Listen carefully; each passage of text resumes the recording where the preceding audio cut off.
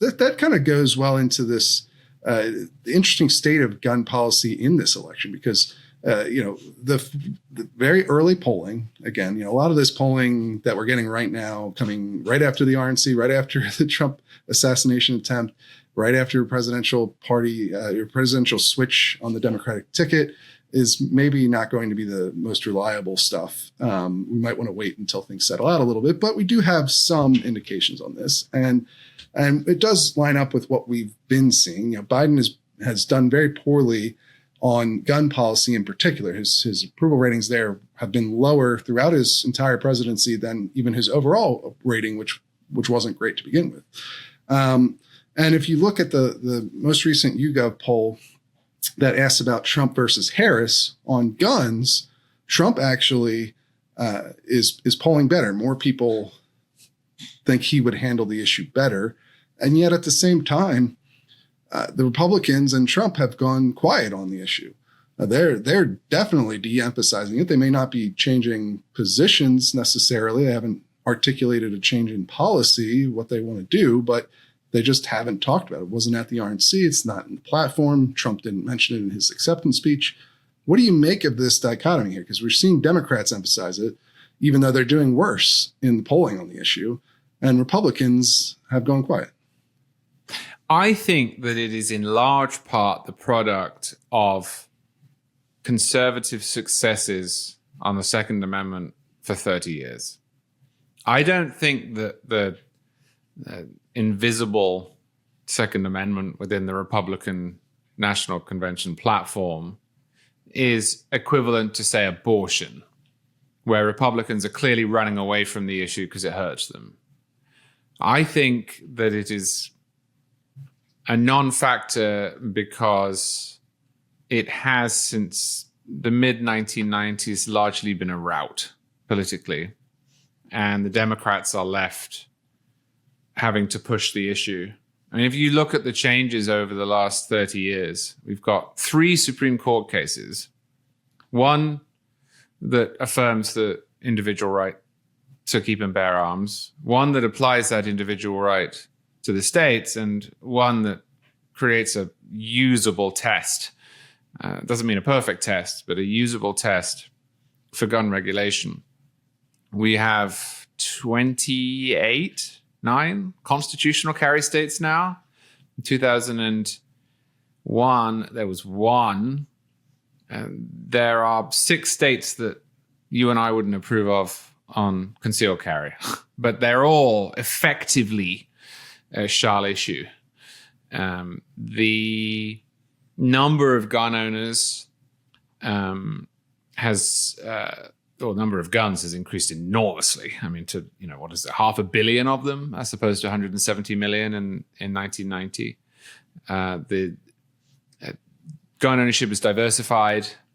The assault weapons ban is gone. Now, that isn't to say there are no challenges, and there certainly shouldn't be any arrogance or euphoria here. But I think that the reason you aren't hearing much about it from the right is that they just feel as if they've made huge progress on this issue. I don't think they're downplaying it. That's interesting. So you don't view the lack of attention to this issue by the Republican Party recently, this is kind of a recent change because Trump had spoken to the NRA twice already this year, and one of the things that I thought was notable in his last speech at the NRA annual meeting in May is that he emphasized this idea that gun owners don't vote, which is something you do hear sometimes in the gun rights movement. People say something like, I've never heard like a really detailed explanation of what that's supposed to mean. I think it's just the concept that almost half the country owns a gun. And obviously if they all voted just on guns, presumably with the way the parties break down, Republicans would win every race almost. That's kind of the basic concept that I get from when people say that. Right. But Trump himself said it at the NRA. And then now he's gone away from talking about the issue in recent, he gave a record long acceptance speech. He didn't mention gun policy or the Second Amendment at all in there. It feels like they think it's holding them back in some way. Perhaps no, I don't think so. Voters. I'm not saying you're wrong. That's just not the sense I get. The sense I get is they think they've won. And that it's because there hasn't really been a contested. I'm trying to think. I mean, other than the 2 years ago, there was that bipartisan bill, which I didn't like, but it didn't do an enormous amount. I mean, if you had said 30 years ago, here's what this bill does to people who at that point were fairly convinced, and with good reason, that the Second Amendment was going to go away over time. If you had said that's the bill Congress passed, you'd have said, okay, fine. The last big fight over guns was in 2013, and the Republicans won it. And since that point, I mean, every state that is not about the 7 or 8 states that are implacably hostile to the Second Amendment has expanded gun rights. I mean, it's just what happens when Republicans win. You saw, for example, what happened in Florida the moment that Republicans got a supermajority after 2022.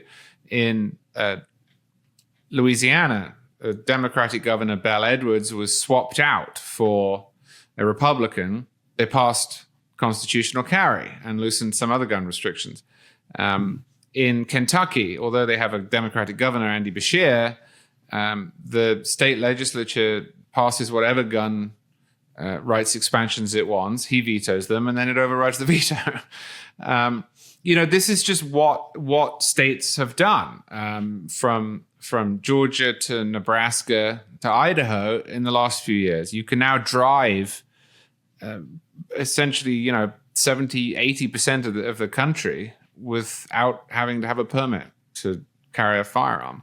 I just think, and there's a risk to this too, but I just think that Republicans have got to the point at which they think, well, this isn't an issue that people are thinking about. It's not an issue that is riling people up.